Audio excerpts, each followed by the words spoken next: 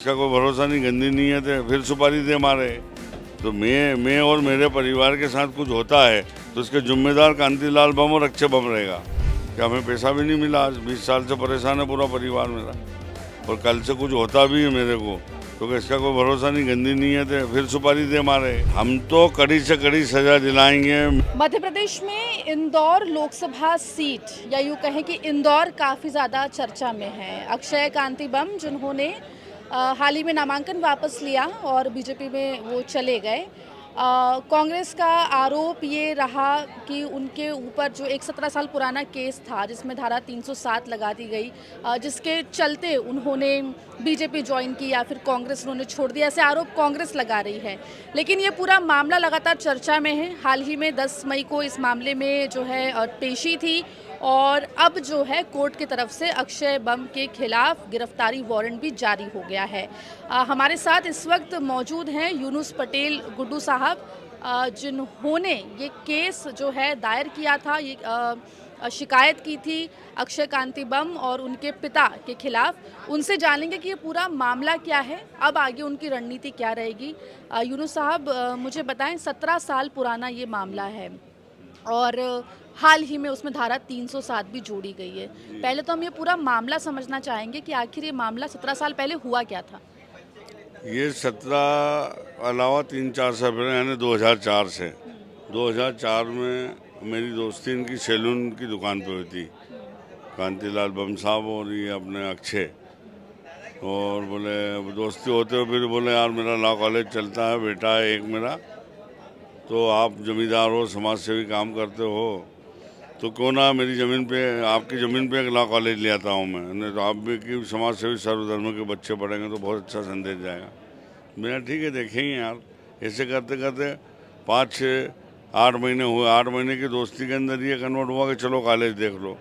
तो हम फिर शनिवार दर्पण है अभी रोड पर, यहाँ पे साप्ताहिक पेपर है, इसके अंदर एक कमरे में 10 बाय 12 में 20-25 बच्चे बैठे हुए थे। उसमें अक्षय बम जो अभी हाल फिलहाल आरोपी है, ये व्यक्ति घर से साइकिल से बच्चों को पढ़ाने आता था वहाँ। मैंने साहब ये कॉलेज तो है ही नहीं, बोले अपन ने किराए पे लिया है, अब पहली स्थापना आपके खेत पे होगी बोले। मैंने ठीक है साहब। फिर इन्होंने बोला यार ऐसा करो 5 एग्रीमेंट कर दो, 4-5 एग्रीमेंट बना के लाए तो अपन ऐसा कर लेते हैं। मैंने कहा ठीक है। इन्होंने 1 लाख रुपए दिए और 5-4 एग्रीमेंट बना के लाए थे, सब दस्तखत पूरे परिवार ने कर दिए, पिता भैया माता सबने। जिसके बाद ये बीच में आया यार हो रहा है लोन, हो रहा है लोन, हो रहा है लोन, हुआ ही नहीं। तो फिर ये आए 2007 में, 2004 की कहानी 2007 में, तो 16,77,000 रुपये एकड़ दी थी इनको। तो ये आए 2 या 3 साल बाद। मैंने कहा यहाँ तो 60-70 लाख रुपए बिका हो गई जमीन, एकड़ हो गई, तो अब तो पॉसिबल ही नहीं है, आपने 1 लाख रुपए में थोड़ी दिन करते। मैंने कहा आप नहीं कर पाएंगे घर वाले। बोले नहीं यार ऐसा करो आप, मैंने पूरी तलाश कर ली है, मैं लॉ कॉलेज चलाता हूँ, तो इसकी एजुकेशन में करोड़ों रुपए लोन दे देगी, पर लगेगी वहाँ पे रजिस्ट्री। आप खेती करना, मेरे को खेत तो उठा के नहीं ले जाऊँगा, मेरे को वहाँ कागज़ की आवश्यकता रहेगी बोले, और बैंक में कागज़ के घोड़े चलते हैं बोले, ना कि वहाँ ज़मीन जाएगी आपके उठ के। मैंने कहा ठीक है साहब। घर पे चर्चा की, वो बोले नहीं रजिस्ट्री तो करना ही नहीं, अपना रजिस्ट्री कर देना ना, हाथ कट जाना आपने। तो बोले मैं नामांतरण भी नहीं कराऊंगा, वहाँ रजिस्ट्री जाके लगाऊंगा, वहाँ पैसे मिलेंगे चेक से, आपके घर पे आप मिठाई और पैसे हिसाब करके ना आप ज़मीन दे देना। ठीक है साहब।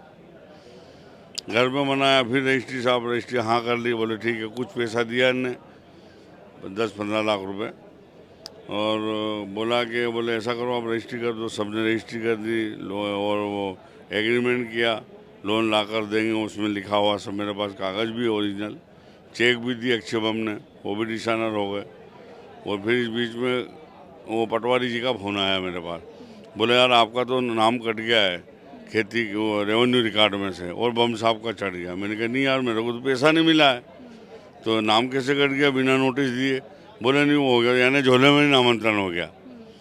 तो मैंने बोला गलत करा यार। तो फिर 2 दिन बाद मैंने एक लॉयर को पकड़ा छोटे मोटे, और वहाँ अपील करी मैंने एसडीएम के यहाँ कि साहब मुझे पैसा नहीं मिला है, और ये रजिस्ट्री मैंने उधार में करी, और ये चेक और ये एग्रीमेंट ये सजा करके।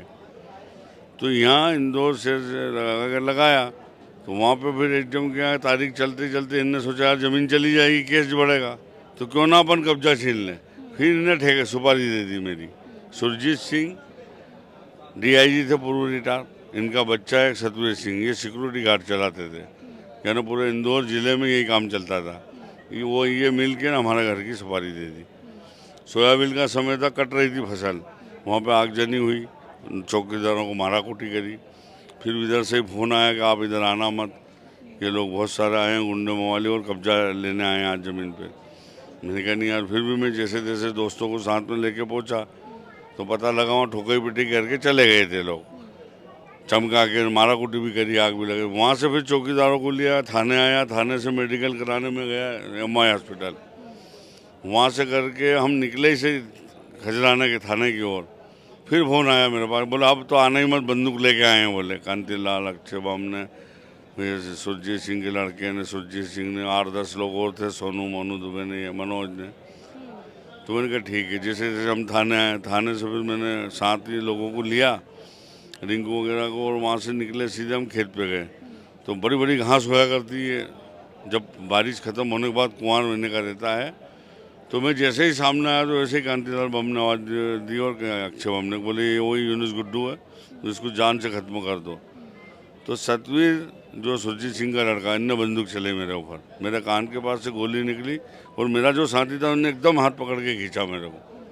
तो हम फिर क्या करा के खेत पे ना रुकते हुए बड़ी बड़ी घास में, घोड़ी चाल देती ना, भगोड़े चाल जैसी चले, हम अंदर ही अंदर घास में आगे जाके खड़े हुए, वो 100 नंबर दबाया और थाने तरफ भागे। हम पे जानलेवा हमला हो गया, फला ढिमका ढिमका में हम थाने पे आए, ये लोग भी थाने पे आए, तो उल्टी मेरे पे धारा लगा दी कि हम बाईपास से आ रहे थे, तो बोले 4 मोबाइल और वो 90,000 रुपये लूट लिए यूनुस पटेल गुड्डू ने। मेरे पे झूठी धारा लग गई, और मैंने जो बोला वो कोई धारा लगने को तैयार नहीं। साहब गोली चली है मेरे पे, वहाँ स्पॉट पे जब्त हुई, बंदूकें जब्त हुई इनसे, 100 नंबर दबाया तो पुलिस बहुत सारी आ गई थी, पकड़ लिया। वो खोल जो चली वो जब्त हुई, सब चालान में लिखा हुआ। तो मेरे को इंसाफ थाने पे नहीं मिला। फिर आए हम न्यायालय, तो मैंने जो गिरफ्तारी दी थी शुरुआत में दे दी थी मैंने। इन लोगों ने क्या करा था, भारी भूमि माफिया और चालाक और मुंगेरी लाल है ये लोग, जो एक नकली फिल्म बनाई जाती इस तरीके से फिल्म बना के मेरे को उलझाया था इन्होंने। इनने क्या करा कि जो मैंने रिपोर्ट करी थी वो वाली को सीआईडी में डलवा दिया, सीआईडी में ठंडे बस्ते में, यानी खत्म करा देंगे। 6 साल तक मैं परेशान हुआ, भोपाल दिल्ली इंदौर, भोपाल दिल्ली इंदौर। 6 साल बाद वो चालान पेश कहाँ हुआ, कोर्ट में हुआ। 6 साल बाद जब कोर्ट में पेश हुआ तो यहाँ 4-4 बनने का आवेदन फंसाना, झूठ पे झूठ, अभी बीमार है, अभी दुखी, डिले करना। डिले करते करते 2024 में जाके बम फटा है। लेकिन 17 साल लग गए धारा 307 लगने में, और टाइमिंग के ऊपर बड़े सवाल उठ रहे हैं कि टाइमिंग इलेक्शन से जस्ट पहले की टाइमिंग कैसे हो गई, ये सवाल उठ रहे हैं। ये तो कोई भगवान की तरह से प्रगति को होता कि ये कुछ करने जाएगा और फटेगा इसके ऊपर। ये रूटीन केस है, कोई नेतागिरी नहीं है इसमें। दोनों वकीलों ने अपेयर किया है, मेरे वकील साहब ने और उनके वकील साहब ने भी। हम जब कागज़ पेश करते थे तो उनका वकील आपत्ति लेता था, रिप्लाई देता था, तारीख लेता था, पर लंबी तारीख लेने ही नहीं दी हमने। बहुत कड़क करके लड़े कि न्याय अब मिले, अपनों को न्याय अब मिले, तो ये 2024 में निर्णय हुआ, जिस पे 436 आगजनी धारा लगी नहीं है, वो भी लगवाएंगे हम। अच्छा ठीक है। तो 10 मई को भी पेशी थी, उसमें अक्षय बम नहीं आए पेशी में। अब कोर्ट की तरफ से जो है उनके लिए वारंट भी निकल गया है गिरफ्तारी का, इस पर क्या कहें? तो वही वो जो पहले झूठ बोलते थे इस तरीके से झूठ बोले। 10 तारीख न्यायालय को तो जेब में रखते हैं। उनका कहना है कि मेरे लॉ कॉलेज के अंदर, जो बड़ा कॉलेज अभी बना है, वो मुश्किल से 5-7 साल पहले बनाया है इन्होंने, पैसा भी भारी भरकम हुआ है इनके पास, फ्रॉड कर के पैसा बनाया है इन्होंने। अब चुनाव में नेता बनने चले हैं, जबकि पंच सरपंच का चुनाव बनने घर से आए हैं, ये गांव के हैं ये भी, तो वहाँ पंच सरपंच का चुनाव में काबिल नहीं व्यक्ति को संसद का टिकट दे मारा। ये भी दिमाग से परे है, कांग्रेस पार्टी को देने ही नहीं था, भगोड़ा है ये। दूसरी बात, समाज जैन समाज से लागू है, तो जैन समाज एक इतना बढ़िया सोबर समाज है, जो व्यापारी है, किसी के लेने देने में पड़ता नहीं है, अपने काम से काम रखता है। और इनके जो धर्म गुरु है, मुनि बाबा, मैं भी जाता हूँ, सनातन धर्म से हर गुरुओं के पास जाता हूँ, इनके पीछे जान दे देता है जैन समाज, पर इनने आगे देखा ना पाए, पीछे देखा। पूरे देश और वर्ल्ड में आज जैन समाज को नीचे देखना पड़ा ये भगोड़े के साथ। जी, अभी क्योंकि हमारी मौजूदगी इस वक्त कोर्ट में है, आप लोग क्या अपील करने वाले हैं आगे? क्या कोर्ट की, क्योंकि गिरफ्तारी का वारंट तो जारी हो गया है, लेकिन आपकी तरफ से क्या अपील होगी अब? कल दिन भर लगे जी हम। 10 तारीख का जो था झूठ सट करके एक अफलतनामा आया कि पिताजी को अटैक है, 10 दिन का बेड रेस्ट है और मैं बाहर हूँ। वो भी यहीं इंदौर में घूमता रहा नेतागिरियों में। सब वीडियो भी आ रहे हैं, जा रहे हैं। न्यायालय को तो मैं कह रहा हूँ ना, समझने को तैयार नहीं। और न्यायालय को अवगत भी कराया हमने, वीडियो वगैरह सब। तो न्यायालय ने फिर बोले वो सब आज आदेश होगा फाइनल। हमारे वकील साहब ने जोर दिया कि साहब हमेशा झूठ बोलता है आदमी। वो 10 मई का स्पष्ट निर्देश था, इसके बावजूद भी नहीं अपेयर हुए हैं लोग। गलत किया इन्होंने, नहीं आए वो। फिर शाम को ऑर्डर हो गया उसके खिलाफ। तो अभी आप लोग क्या अपील करेंगे कोर्ट में?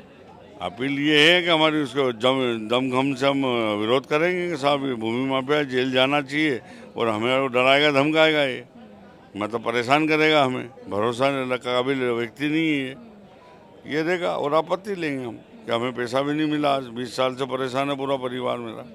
और कल से कुछ होता भी है मेरे को, क्योंकि इसका कोई भरोसा नहीं, गंदी नीयत है, फिर सुपारी दे मारे। तो मैं और मेरे परिवार के साथ कुछ होता है तो उसके जिम्मेदार कांतिलाल बम और अक्षय बम रहेगा। जी, जी। क्योंकि कांग्रेस आरोप लगा रही है अक्षय कांति बम के बीजेपी में जाने के बाद, क्या आपसे किसी भी तरीके की बात हुई है या केस वापस लेने के सिलसिले में क्या किसी भी तरीके की बातचीत आपसे करने की कोशिश की गई? क्या आपको अप्रोच किया गया? नहीं, ऐसी कोई बात ही नहीं हुई। बीच में मैडम के यहाँ से भी फोन गया था कि भाई ये बहुत पुराना केस हो गया, दोनों पार्टी बैठ के समझ लो राजीनामे के लिए। तो उनके वकील ने बोला नहीं, कोई राजीनामा नहीं होगा। फिर तारीख पे तारीख लगी और ऑर्डर हो गया उसके खिलाफ। तो अब आप इंटरिम बेल के खिलाफ अप्लाई करने वाले हैं? हम तो कड़ी से कड़ी सजा दिलाएंगे। मैं इंदौर संभाग एसडीएम से लगा के कमिश्नर और कमिश्नर से लगा के रेवेन्यू बोर्ड ग्वालियर तक जीता हूँ मैं। फिर चलो केस दीवानी केस से लगा के सेशन कोर्ट, सेशन से हाई कोर्ट और सुप्रीम कोर्ट तक जीता हूँ मैं। न पूरे परिवार के नाम से है ज़मीन। और आगे भी मैं चाहता हूँ कि इसको कड़ी से कड़ी सजा दिलाऊंगा मैं। मेरी 10 बीघा ज़मीन बिक गई अभी तक, पर मैं छोड़ूंगा नहीं। संपन्न परिवार से हूँ मैं और किसान परिवार से हूँ मैं, ताकि आइंदा कोई इंदौर जिले में चीटिंग नहीं कर सके। इसको ऐसा सबक सिखाना है। जी बिल्कुल। तो कार्रवाई जारी रहेगी। और यूनिस पटेल जी जो हैं हमारे साथ जुड़े थे, उन्होंने बताया पूरा मामला क्या था और अक्षय बम के खिलाफ जो भी आगे कोर्ट में प्रोसीडिंग हो सकती है वो ऐसा करेंगे और कड़ी सज़ा दिलाने की बात जो है कहते हुए यहाँ पर नजर आए हैं। इंदौर से एमपी तक के लिए आकांक्षा ठाकुर।